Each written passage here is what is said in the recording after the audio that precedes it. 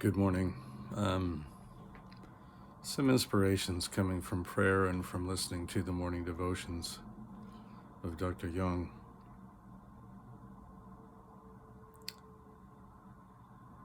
An ideology that is based on accusation.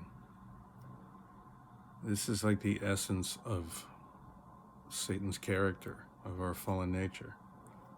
It starts off with, well, the woman that you gave me, well, she told me it was okay, and so I ate. So here we are in this mess.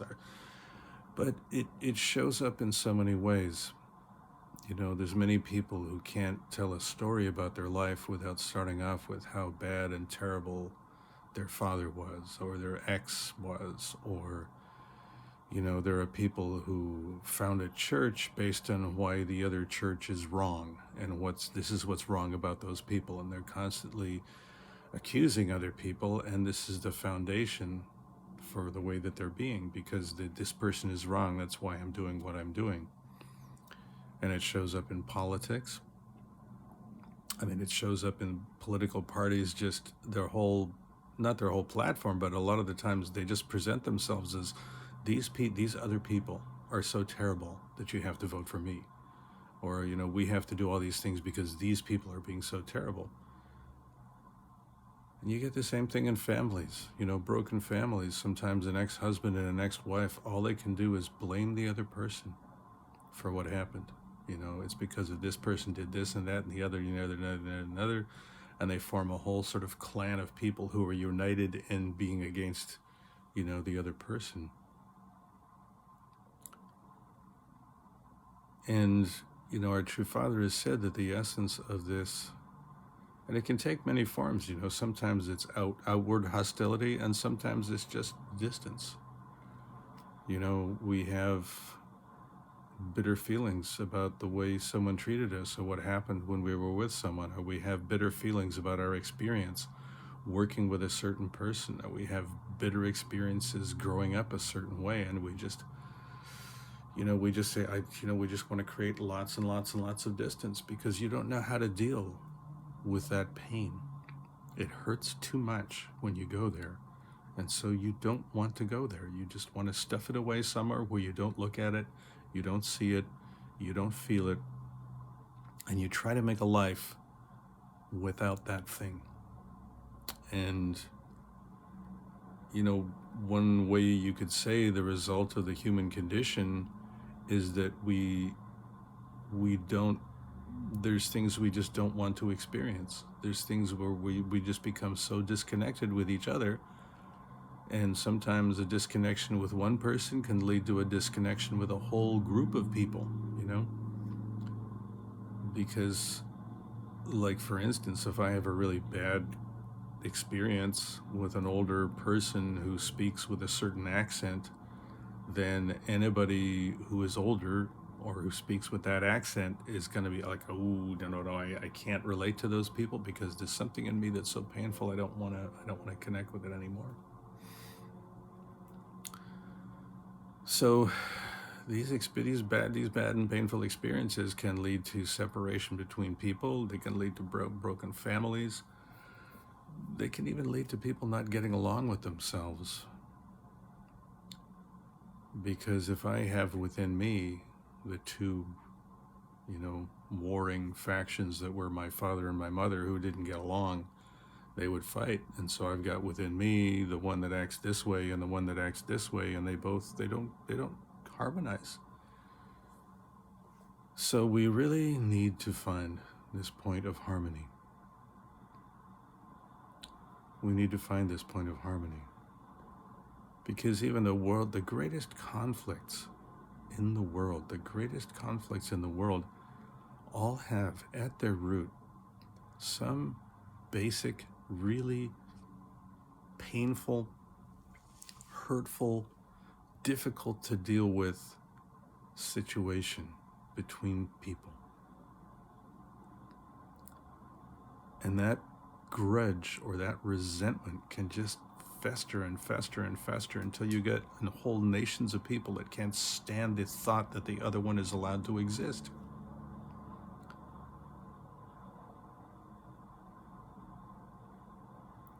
And so, what is the way? What is the way to remove resentment? Well, one way, and the truly great people who have been able to ease and dissolve resentment have been the ones that can endure anything and not stop loving, not stop wanting to connect with the other person. Because in that sense, no war is ever going to be won unless you can make a loving relationship with the other person. This is part of the revolution that Jesus brought, and that Reverend Moon continued, and Mrs. Moon continued,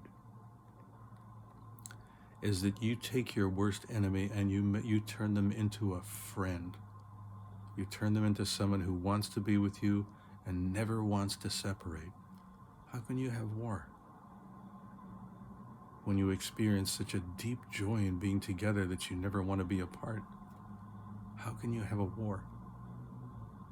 Does that mean that the impulse to get mad at the other person never goes away? No, it'll show up again. It'll show up again. But we have something bigger and better. We have something we want to hold on to. So I'm covering a lot of ground here, I know. But this is the main point. We talk about we need to unify North and South Korea. It's not going to be done with a military invasion. It's not going to be done by a political maneuver. No, it's going to be done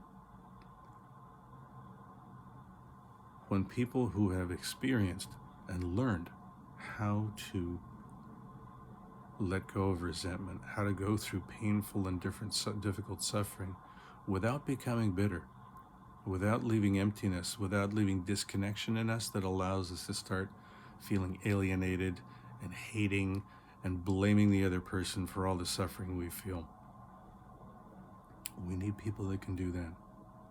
And it starts with forgiving and loving the people in your life who have hurt you, and acknowledging that sometimes you have hurt them. It begins with letting go of those things. It begins with going into the most painful things, the things that are so painful you didn't know how.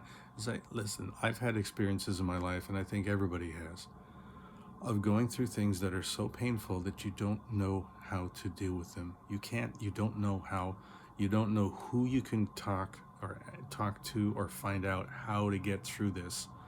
So you close it off. You shut it off. You just put it in a box and put it away somewhere where I don't have to feel it, but it's still there. And it's still operating. And underneath that pain, there's anger.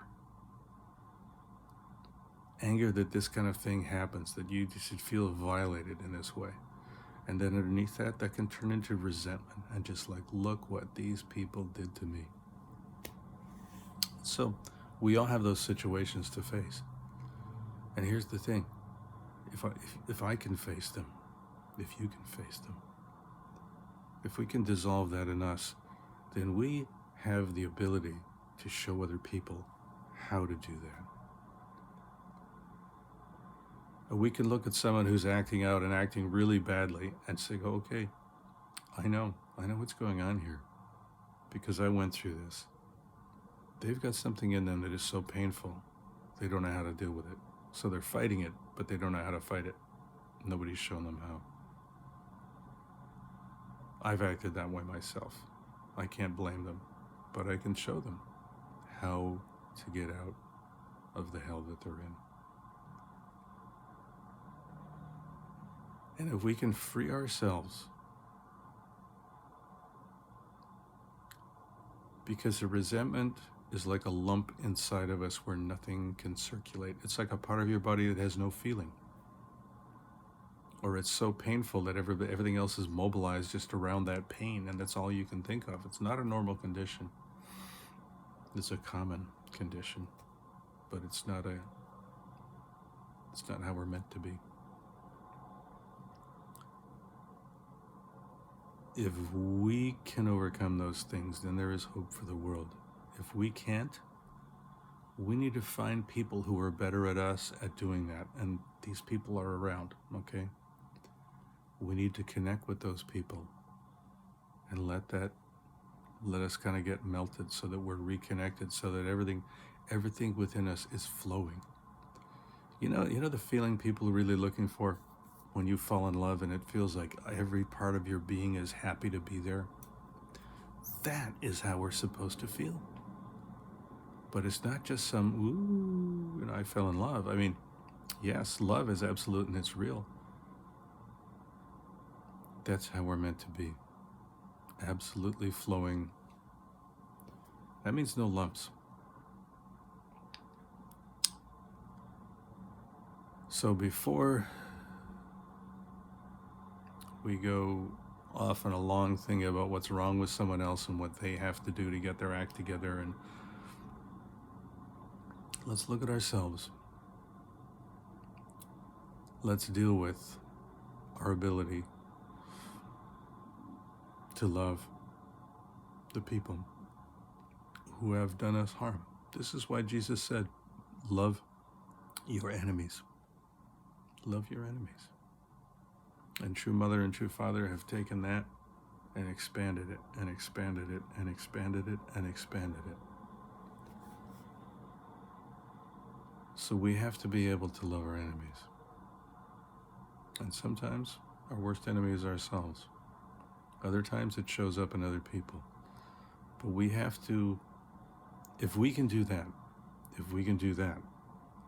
then we will start generating the spiritual power that will enable us to dissolve the enmities that exist in this world. It's going a little crazy right now. It seems like some enmities are just accelerating. But the fact is that that's simply because our ability and our example of how to do that are already here. You can connect with it and you can calm the anger, calm the resentments, not by ignoring them, not by acting as if there's nothing there,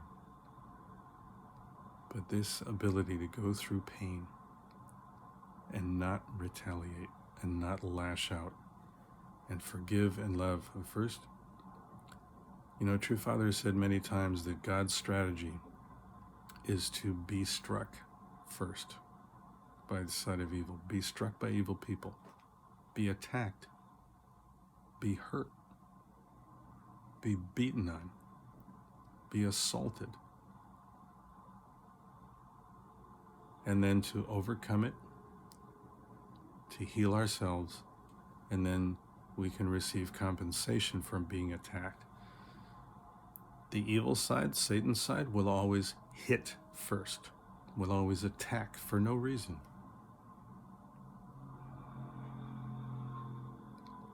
But that is how things are made better.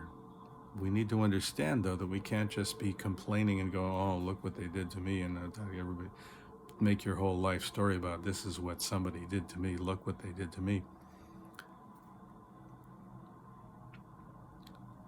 We've all had people do things to us. But if we can heal ourselves, come back to being more fully human, make the choice in that moment to not retaliate, to not go down to that level and attack, just hit them because they hit me.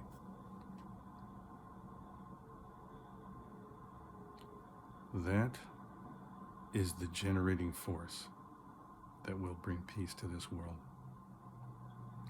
This is why True Mother made it the slogan, peace begins with me.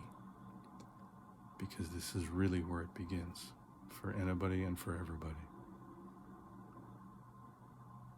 If I don't have peace in my heart, I can't create peaceful relationships. I can't make peace in this world. Okay. Well, there's a lot there, and there will be a lot more. But I just thought I'd put that in there right now. Okay, thank you.